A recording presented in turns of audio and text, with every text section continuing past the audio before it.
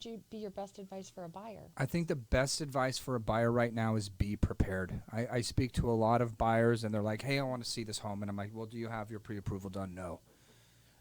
It's a market that's moving very, very quickly. And I am somebody who's supposed to be leading you to your dream. And if I lead you to your dream and you're not prepared, and it's Saturday, and you need to get pre-approved, and some lenders don't work on Saturdays and Sundays, that means you're waiting till Monday. It's going to take them 2 days to get your pre-approval.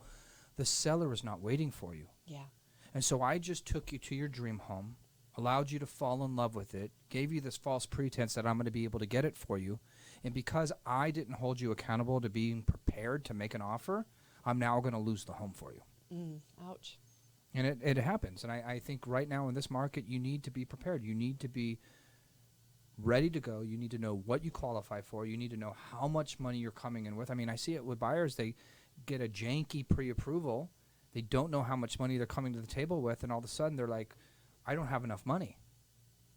You know, and you're like, well, didn't your lender go over this with you? Yeah. You know, I mean, as agents, we go over what do your reserves look like, and we do some pre-qual, but it's really the lender's responsibility. So, you know, it's trust your agent. You know, you come to us, I hope, because you want advice of a professional. Excuse me. You want the advice of a professional. Well, take advice of the professional. If you're not feeling well and you go to the doctor and the doctor gives you nasty tasting medicine, you're going to take it because you want to feel well. Yeah. So when you come to a realtor and they're like, well, the first step is to take or get your pre-approval, why is there so much pushback? Why isn't it, yes, thank you for letting me know to do that, right? Yeah. And I think buyers many times, they want to find the right home first. Well, I don't know what that means, find the right home first. Yeah. And then what, lose it because you weren't prepared? Yeah. How devastating. How is that going to make you feel when I say, hey, I'm sorry, the seller had 10 offers, and because you weren't ready, you couldn't go. And the other thing I want to say to buyers is, you know, make sure that you're working with a reputable lender. You know, agents like myself and agents in our office, most of them, a lot of them do a considerable amount of business.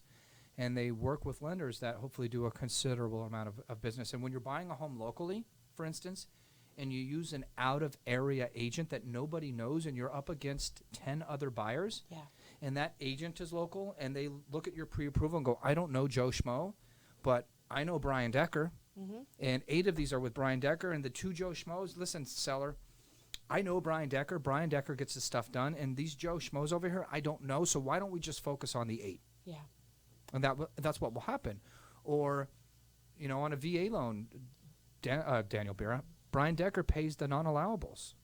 Yeah. You know, if you're at another lender and non-allowables, guys, are things that a VA buyer's not allowed to pay for. So you're working with a lender that's going to charge the buyer non-allowables. They can't pay for them, so now they have to ask the seller to pay for them. And so now your offer is $5,000 less than the other offers because you have a lender that's not making that happen for you. Yeah. Okay, best advice for a seller right now.